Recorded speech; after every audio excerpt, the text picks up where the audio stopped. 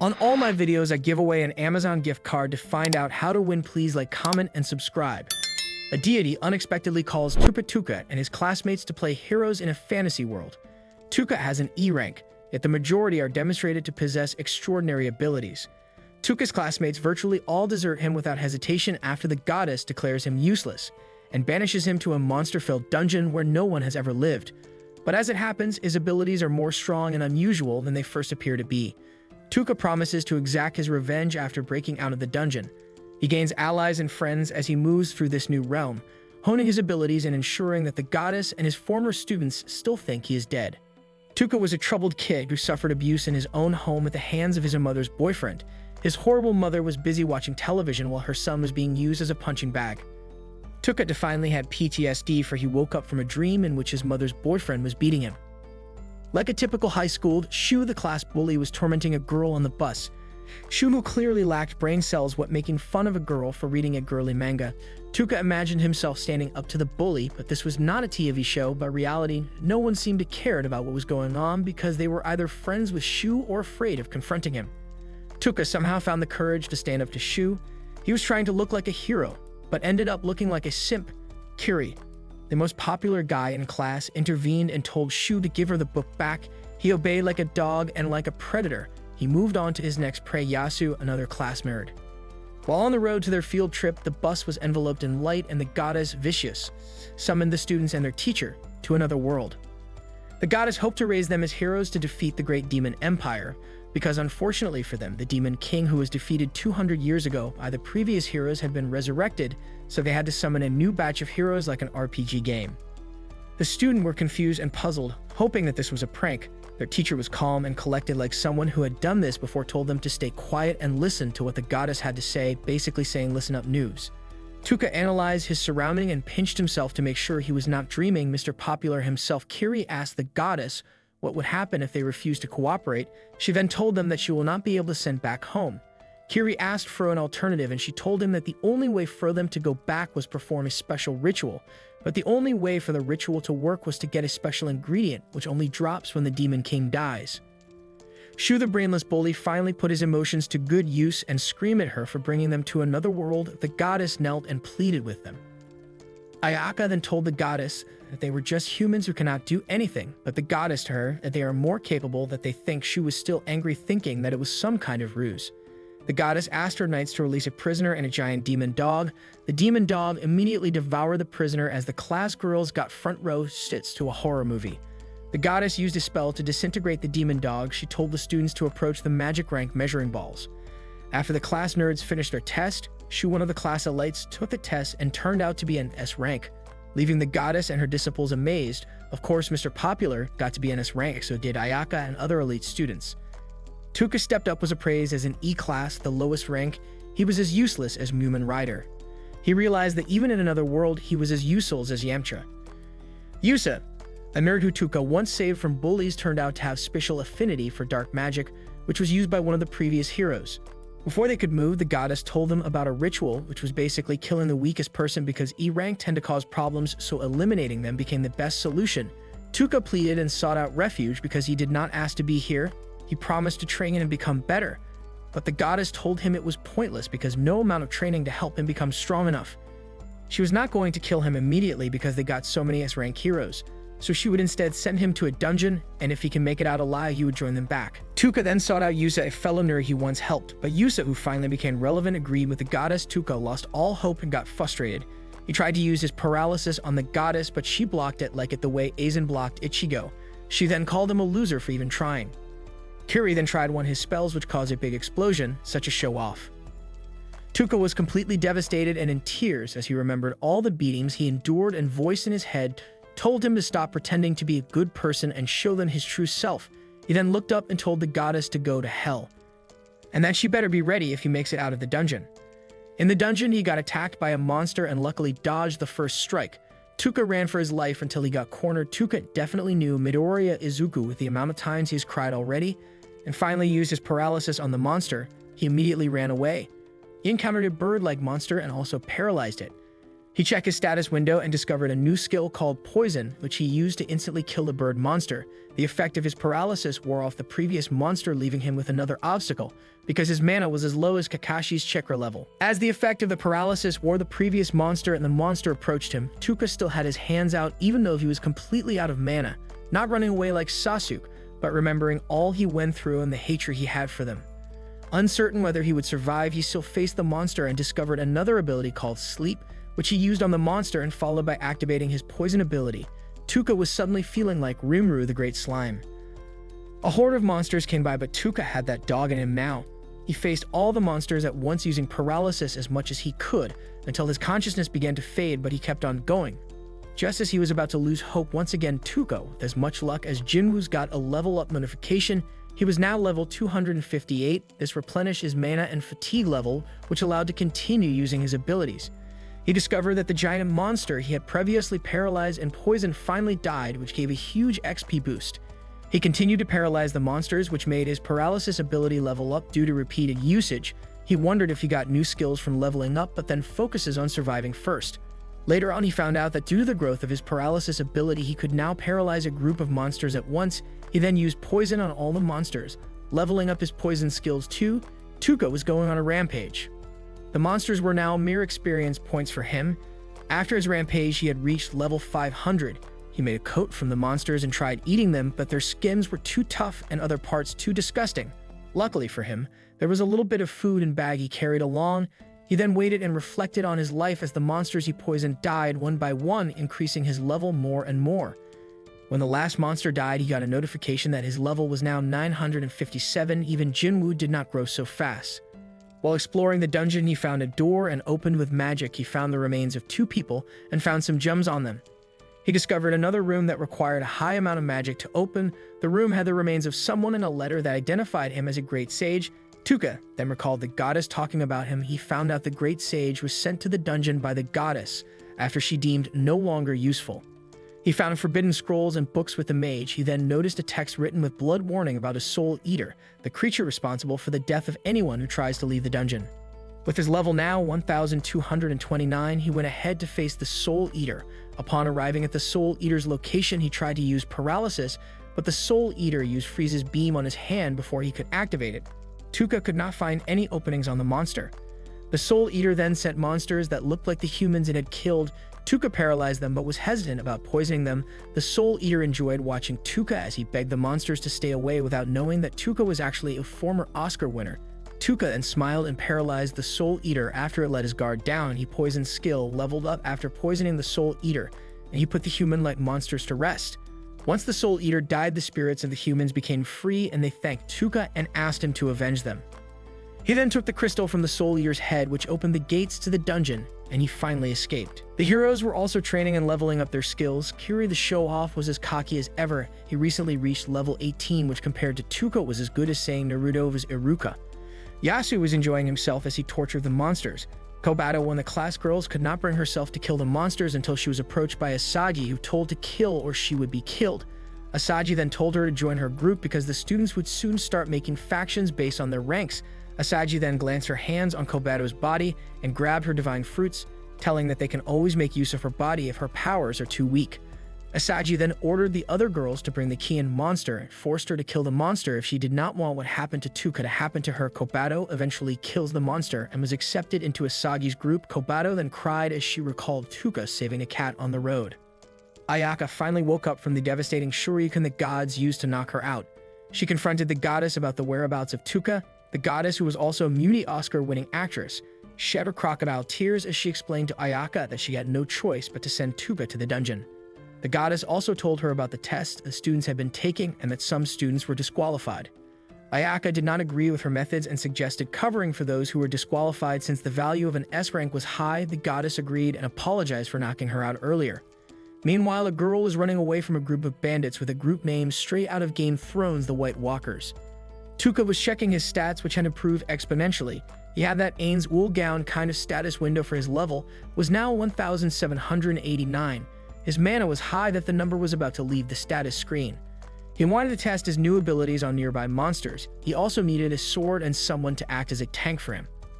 On his journey, he noticed a group of big slimes bullying a smaller slime. With the kind of life he had gone through, he sympathized with slime and paralyzed all the big slimes and threatened them to run away if they did not want to get killed.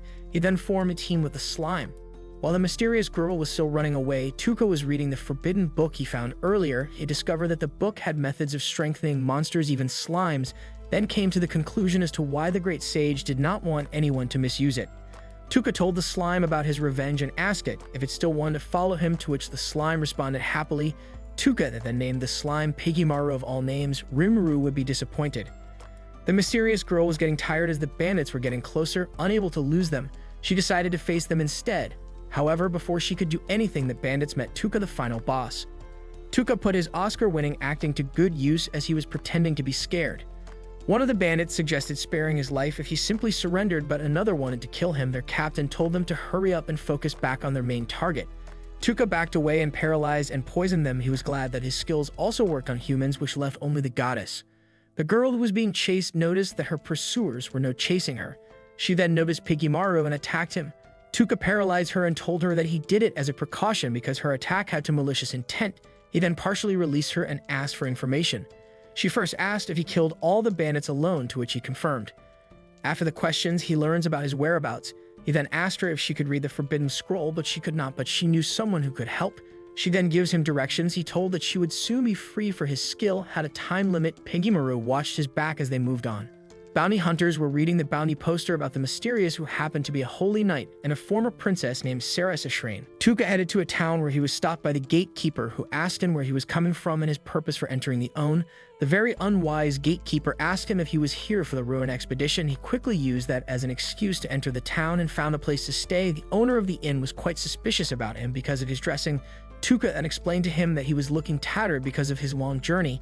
He then paid the owner and went to his room. On his way to the room, the owner asked for his name and gave a fake name, Hadi Skull. After freshening up, he took a stroll around the town till he found a place to eat. He got information by listening to the drunkards at the restaurant.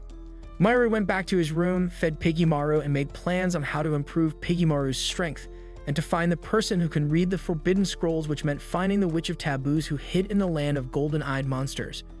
While reading the book, discovered that he required powdered bone from a skeleton king to enhance 𝐃𝐈𝐒𝐂𝐋𝐈𝐒𝐿, which he learned lived in the ruins of mills. The next day, 𝐃𝐈𝐒𝐿, also known as Marcus 𝐃𝐈𝐒𝐿, the connoisseur, welcomed the mercenaries that gathered to conquer the dungeon. He told them about the new floor that was discovered, and their task was to explore and bring the dragon eye chalice. A reward was 300 gold coins, and any other treasures brought back will also be part of the reward if the finders do not keep them. Tuka saw this as an opportunity to find the king's skeleton and turn it to dust. As the mercenaries lined up to register, Tuka noticed that one annoying guy named Monk, who normally dies first disturbing a girl, he was convinced that the girl with her hood was the same girl he saw on the bounty because her face was burned in his memories, especially her ripe divine fruits. She told him that he was mistaken, but he forcefully removed her hood and turned out to be wrong. She declared her name to be Miss Blukas and not Sarah Sashrain from the bounty poster. Tuka recognized her as the girl from the forest. After registering, Tuka sought supplies for the expedition, and the girl from the forest joined him. Even though she was wearing a cloak to hide her identity, her cleavage were right there for the eyes to see. They were definitely a powerful weapon too. He advised to be cautious because guys like that fake monk are everywhere. He then offered to pay her to help him find valuable items and other get scammed by merchants, for he was new to the town. Miss agreed because she needed the money, and they shook hands. Afterwards, Tuka paid her generously. Miss collapsed on him due to exhaustion and lack of sleep. She then gets back up and goes her way. The expedition finally begins and Tuka heads in. Hours into the expedition, Tuka heard a shout and encounters a demon ghoul, and Tuka paralyzed and poisoned it. He stabbed the eye of the ghoul to see how though they are. The monk was paying off mercenaries to take care of Miss for embarrassing him public. Tuka pulled up like the bougie man, declared them beyond salvation. The group then tried to attack him and immediately got paralyzed and poisoned for him. Killing them was more satisfying than finding money on the ground. He then slept for a couple of hours before returning to his mission. He found a group of mercenaries who were leaving the expedition for their safety because they saw corpses of monsters and could tell how they died. They asked if he also wanted to leave, but he refused. Tuka then opened the door to another room and found the chalice. There was a gargoyle right behind the chalice. He knew that once he touched the chalice, the gargoyle would wake up, so he used his hacks to paralyze, poison, and kill the gargoyle before it could even move. Miss found him in the room and was surprised that someone got there first. She did know he was the MC of the show. Tsuda offered her the chalice because that was not his goal for coming here and he did not need it. She asked him what he wanted for return, but he sarcastically said he wanted to see her smile. He eventually told her the real reason. Miss did not want to take the chalice for free, so she offered her help, to which he agreed, but on the conditions that personal questions would not be involved. Tsuda introduced her to 𝐃𝐈𝐒𝐂𝐋𝐀𝐈𝐿 his sleep skill on her to rest. Her elf's ears got revealed, showing that was actually Sarah's Ashrain, the former princess and knight. Meanwhile, the Black Dragon Court Knights found the scared watchers dead without much of a struggle. Their leader Civet Gartland believed it was Sarah's and her spirit regalia that could have killed them in such manner. Miss suddenly woke up the next day wondering how she fell asleep. 𝐃𝐈𝐿𝐒𝐿 seemed to be alerting Tsuda about something. They continued their journey until they found a room which Tsuda believed to be empty until he heard a noise and told Sarah's to run. As the skeleton king suddenly appeared, Sarah's immediately recognized it and told Tsuda about its weak spot which needed to be broken. Tsuda probably felt like Sakura as the monster ignored him and focused on Sarah, who seemed like more a threat. Sarah's pleaded with Tsuda not to reveal the secret enhancement ability she was to use to Annie as if she was the main character of the show. Tsuda showed her that this was his show by paralyzing and poisoning the skeleton king, leaving Sarah's in complete disbelief. He was thrilled that he found the skeleton bone powder he was looking for. Sarah's asked if that was what he was looking for. He told her that he would answer all her questions when they got to the surface. 𝐃𝐈𝐿𝐒𝐿𝐿 pointed at a direction and Tsuda found a strange object wrapped in a shining magical fabric, and inside was egg that 𝐃𝐈𝐿𝐿𝐿 wanted to bring along. The class heroes were also in a dungeon, running away like One Piece pirates. They were being pursued by a skeleton army. Sakura, who was one of the class girls, cried as she lost her hand. Shu and Kiri finally took care of the skeleton knight. Kiri, with the pride of Eskener, gloated about facing formidable opponents, but his victory was assured because he was simply stronger. Kiri was now on level 24. Back to the ruins, Sears showed the Marcus and his knights the chalice as Tsuda watched behind the scenes. Sarah's later thanked him and invited him to a reception whereby she would be rewarded for finding the chalice. He also invited her to his room for a private conversation, to which she agreed. Tsuda finally made the monster enhancement potion for 𝐃𝐈𝐿𝐿𝐿. Sarah's arrived and Tsuda asked her to be his bodyguard because his goal was to find the taboo witch in the land of the Golden Eye. She was reluctant about it, so Tsuda told to think about it. He also admitted to using his sleep skill on her, which revealed her identity.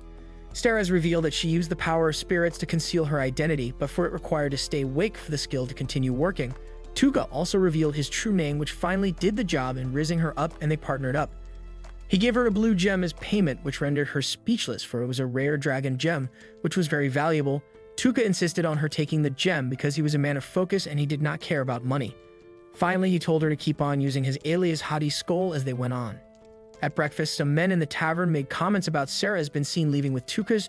Tsuda, a man of focus, could not care less about their comments. He asked Sarah of forbidden magic, and she told him that the goddess banished the practice of using such magic. Tsuda then concluded that the goddess did so because this type of magic could work against her.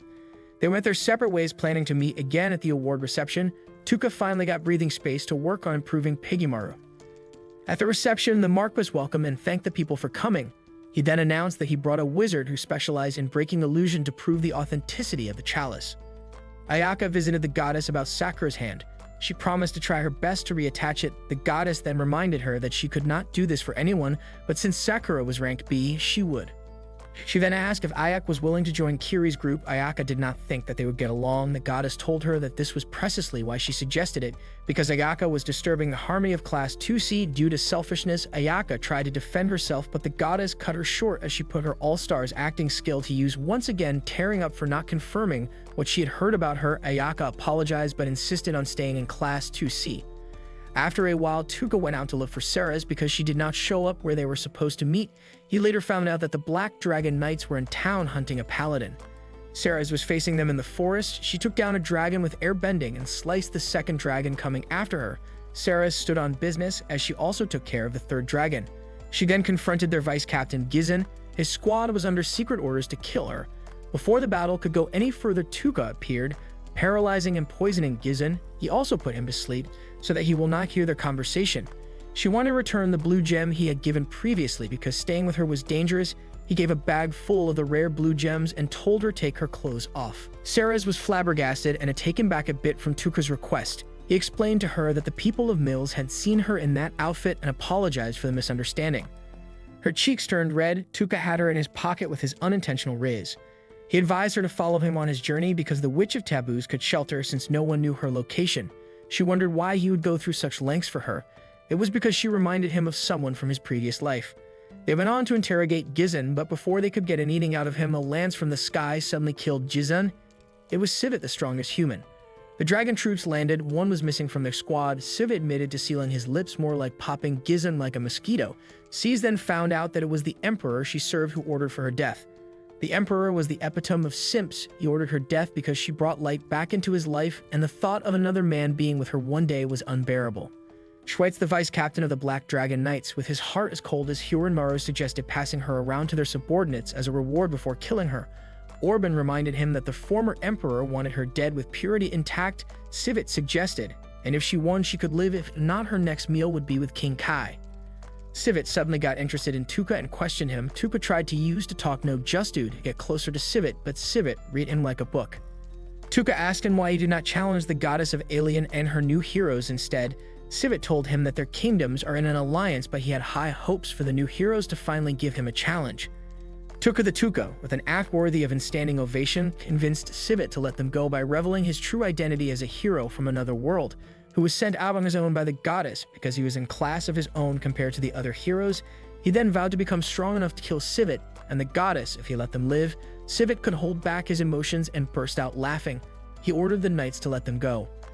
As the knight were about to leave Tuka paralyzed and poison them all, his talk no justu prevailed. Civet was indeed humanity's strongest, for he still tried to throw his lance at Tuka. He was also able to order the remaining troops to kill Tuka. Tuka wore Pigimaro like Dr. Octopus, which increased the range of his skills as far as Pigimaro could stretch. He then finished them off. Nyan Kikapat, with the weirdest name in history, was sent by the goddess to get the heroes back to the royal capital. Shu, the all-brawn and no-brains bully, did not want to take orders from someone who looked weaker than him. Nyan then asked him to try and test her strength. She knocked him faster than he could blink. Later that night, after Tuka told her everything, Saras vowed to help him exact his revenge. He asked her for help instead, as he also planned to repay back in the near future. In a town there was a festival going on. Tuka picked up a mask, and the owner of the shop wondered if he knew about the Lord of Flies. Tuka was clueless, so the owner of the shop told him about the history of the Lord of Lies. Saras was in her room blushing as she thought about Tuka. Seemed like his riz also leveled up. She then realized that adding excess worries will only alter his journey and focus on being his sword. During a meeting in the Magnar Kingdom, the White Wolf King could not believe that the Black Dragon Knights were wiped out, including humanity's strongest. Ulza's monster slayer King Jin Rowan identified the corpses personally. The goddess of Alien told them that the Black Dragon Knights were after Seers. During the meeting, a guard delivered a message about a group claiming to be the ones that killed the Dragon Knights, and they called themselves the cursed magic users of Shin. Saras and Tuka passed by a coliseum where slave and mercenaries killed each other for sport. It originally started as a place where guilds assessed fighters. Now it is a prime source of entertainment to the people. They found an inn nearby, and Saras suggested getting one room and other to save funds. Tuka reminded her that he was a man, but she did not mind. She definitely wanted a taste of something as she turned away and blushed.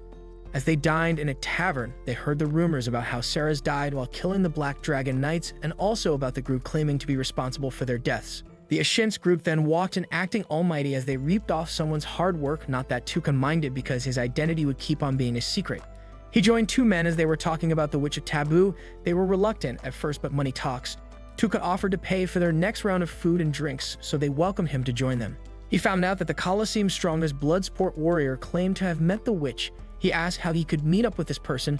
Tuka must have eaten the Reiki no Devil fruit because his luck was limitless. The Bloodsport champion Eve Speed suddenly walked in and sat at the bar of the tavern. Tuka swiftly approached Eve and offered to treat her with anything as he introduced himself.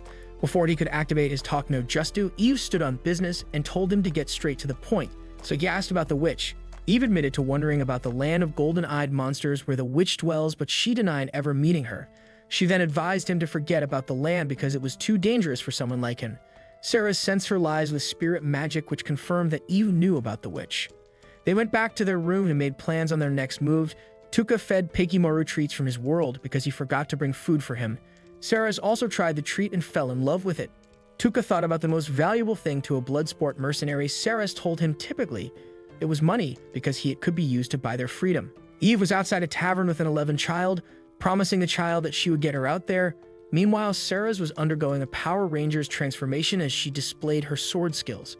He asked about some close combat tips since he had been relying on his skills too much, so she showed him a few moves. Saras was head over heels for Tuka. She had turned into a complete simp, sniffing his clothes as she was about to watch them, for she felt somehow connected to him. Tsuda found her outside as he was looking for his clothes. He was surprised that decided to wash his clothes. Later that night, Tsuda could not sleep, so he decided to read. Sarah's joined him and he made tea and added some herbs that she suggested. This elevated his heart rate as he started to look at Sarah's in a certain way. Tsuda, as a man of culture and focus, made it clear that his revenge was his utmost priority and anything else can wait. The next day, they met at the Colosseum and Sarah's told him all she gathered about Eve. Sarah's also found out about the child whose freedom Eve was trying to get money for. Sarah's and Tsuda went to warn Eve about the Duke, who was going to somehow rig the match. He then suggested kidnapping the girl and running away. Eve thanked him for the warning, but it was pointless because without getting the child's freedom the legal way, the Duke will send out his army and mercenaries to hunt them across all continents. Tsuda then suggested hiding with the Witch of Taboo. Eve deemed it impossible because no one could reach the heart of the land. Tsuda then confessed to eliminating the 5 Black Dragon Knight. She did not believe, so he showed her how he did by paralyzing her. Sarah's also revealed her identity, vouching for him as she witnessed him killing them. Eve still insisted in participating in the blood sport match to gain freedom with her own hands.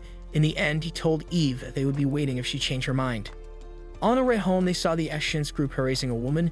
Tsuda turned to that one person we all hate in combat games, a spammer. He spammed his berserk skill on all of them. They started attacking each other like wild animals. Later that night, as Eve told all night, she kept on thinking about her conversation with Tsuda. She then went out for a walk and overheard the Duke's plan about killing her in the next blood sport match. The Duke was a complete psycho. He planned to give her a paralytic drug and have the victor skin her hide and wear it. He also planned to groom young dark elf Eve was protecting. Eve joined Sarah's and Tsuda, and they went ahead to kidnap Liz, the young dark elf. The owner tavern was beating Liz when Eve opened the door and shoved the woman away. She immediately begged for mercy as she cried and wished Liz farewell. Tsuda then showed in his mask, which frightened Liz. He apologized and told them to go ahead because he had some unfinished business. Tsuda, an iconic Oscar winner, saw through the woman's pathetic acting skills. She then showed her real colors. He remembered what he went through as a child. He gave her the special menu combo. He paralyzed, blinded, and poisoned her, then made it look like she was killed in a robbery. As they made their way to the land of the golden-eyed monsters, Eve asked him for his purpose in visiting the Witch of Taboo.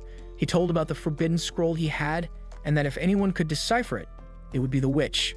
They noticed torches behind them, which mean that the Duke knew about their escape. Eve decided to hold them back long enough for Liz to escape with them, because a strange man named Muwaji saw her as she was strolling in the Colosseum, and that must have been what exposed their plan.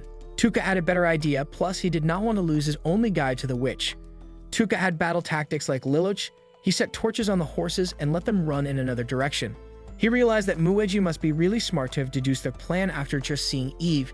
He then gave Sarah some instructions, wore his mask, and got ready for battle. Muwaji must have studied under El Wole because his detective skills were out of this world. He saw a branch that had been snapped and deduced that it was snapped intentionally, and this was a trap they knew the Ashint would notice. He then called them out, and Sarah's in her Power Rangers gear stepped out. He asked her to give up Eve and Liz. Sarah's then asked what would happen if refused. He would bestow suffering with his curses, suffering so great she would regret being alive. He claimed that not even the 5 Black Dragon Knights could survive their curse. Sarah's tightened her grip on her sword, her gaze unwavering like saber, and told Muwaji that he claimed to be the one who defeated them. Muwaji confidently replied yes, that even humanity's strongest were powerless before their curses. As she took a step forward, she told him to promise that he would guarantee the safety of the girl. Muwaji smirked like the Joker and told her that she had his word. With that, Sarah sheathed her sword and told him to follow her. The man chuckled, his voice dripping with mockery. He then told her that she had no intention of simply handing them over. Her actions gave her away. He realized that a few men would have sufficed to accompany her, yet she drew them out into the woods. Perhaps you needed them in a specific range for something. He ordered his troops to maintain some distance and to be ready to attack. Sarah's asked him why he did not use his so-called masterful curses. Muwaji was as good as king from One Punch Man when it came to taking credit for someone's work. He laughed and told her about the soldiers who were the successors of the Assassin Guild. A past hero once declared the guild evil and exterminated it, but they have taken up their line of work. Sarah's deduced that they have been using poison. Muwaji replied with as much pride as Gilgamesh. They used incredibly advanced poison, which was why they claimed to have killed the 5 Black Dragon Knights. It was the perfect chance for them to foster belief in their curses. After all, no one could prove them wrong, so as long as uncertainty remained, they would come out on top. They would also use the Duke's Zumun to get a central for themselves in the nation and kill whoever stood in their way. Sarah's revealed her identity as the one who survived the 5 Dragoons, but Muwaji did not fall for it because there was no way that she would have bested humanity's strongest. Muaji then introduced Belgar, the man he was going to face at the blood sport. He also introduced the man's younger brother Varigan. They were the older brothers of the Fang that was pursing her back at the ruin. Tuka unleashed Krillin's solar flare and paralyzed all of them. Muaji asked about his other group. Tuka already took care of them. He then used his poison skill on them. The battle was as fast as Kenpachi's Jericho. Eve and Tuka faced the second wave of knights as Sarah stayed with Liss. Ev acted as bait and Tuka spammed his skills. At this point, he had spammed more than Naruto. He tried to use his paralysis on another group, but he had maxed out the people he could use it, so he blinded and Eve easily killed them. Some of the knights began to flee, but Tuka was not that kind. He ordered Eve to kill them all, Eve with gun hero. Snake's accuracy took a spear and turned the distant knight into a human kebab. Sarah's followed up with arrows. The Duke lost his mind and began to gloat about his status. Eve made her away and quickly killed the remaining knights. Tuka paralyzed the Duke and Eve gave his body a nice trim from the neck up. Tuka had a freeze skills which he used on the corpses and other to crush the corpses into powder and other to get rid of the corpses without a trace. The group found a cave where they cleaned up and slept. Ayaka was secretly training with Mayanen. She commended her for her skills, would pass in terms of pure technique. At some point, Ayaka asked why Mayanen agreed to train her. She told her it was because she resembled her little sister, and this world was all about eat or be eaten. Tuka and the gang came up with a mercenary group name, Lord of the Flies War Band. They made their way to the land of the golden-eyed monsters with the help of the rest Eve possessed. It was a map that led to the witch. Later that night, Tuka realized that his thirst for vengeance was fading at all. He vowed to use the monsters in the land of the golden-eyed monsters to level up and kill them all. The goddess congratulated the heroes for leveling up and suggested real combat because they lacked experience. They had confirmed that the Demon Empire's forces were making a major move, so they will all be joining. She needed them to get combat experience so that she could send them to the land of golden-eyed monsters. The gang set out on their journey in the land of golden-eyed monsters. Eve sensed something approaching them. As usual, Eve acted as bait until Tuka spammed his usual skills on the plant and lizard-like creature. He remembered me that he once saw the monster in a book. Eve then confirmed it in the book. It was an ingredient for a forbidden item. While crossing River Saras with all her training was clumsy enough to slip and fall like a toddler. Eve once again sensed a horde of monsters. They were easily defeated by Tuka. He discovered that the monsters had parts that could be used as ingredients to enhance 𝐃𝐈𝐒𝐂𝐋𝐀𝐈𝐌𝐿. Eve and Saras sensed another monster and got ready for battle. 𝐃𝐈𝐿𝐿 then showed the egg he carried from a previous dungeon. The egg hatched and it turned to be some kind of horse. Saras noticed an organ for absorbing magic. Tuka told them to on guard as he poured his magic on the organ till the horse transformed. He poured more of his magic for a second transformation. The horse was looking like more of a monster now, but it was still obedient to Tuka. He then named Slee from Sleipnir, the horse that Odin once rode. In other part of the forest, the class heroes and their supervisors were facing monsters. Kiri was feeling underestimated for being to stand back as the supervisors took care of the major threat and left the weaklings for them. Later that night, they came across the same horde of monster Tuka and his gang faced earlier. The supervisors once again took charge, but this Kiri, the pinnacle of pride himself, intervened and took care of the remaining horde with his unique skill that looked like dragons and tracking missiles, and declared himself as their future leader.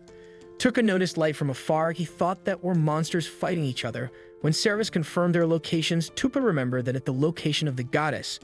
The next day, Saras woke Eve up before Tuka and 𝐃𝐈𝐿𝐿𝐿 were not around, and Eve assured her that he was not the type of man who would abandon them like that, which she should know very well. They found him outside by a human-faced monster. He was searching the monster for ingredients. Eve could not believe that he took care of human-faced monster by himself. Saras told her that was just how he was. As they made their way, they stopped by the entrance of a cave and shared a heartfelt moment. A monster suddenly appeared above them, and Eve quickly took care. Tuka paralyzed it to make sure it was dead. But the creature sent a flare into the sky, followed by a loud Wakanda Forever cry alerting his squad to pick up his dog tag. A huge horde of monsters coming from every direction approached them. Eve the Righteous Saint once again chose to act as bait and other to create enough time for them to escape with Liss. Tuka had other plans because he could not see the odds of her surviving. He decided to be the one to hold them back as they made their way to the witch.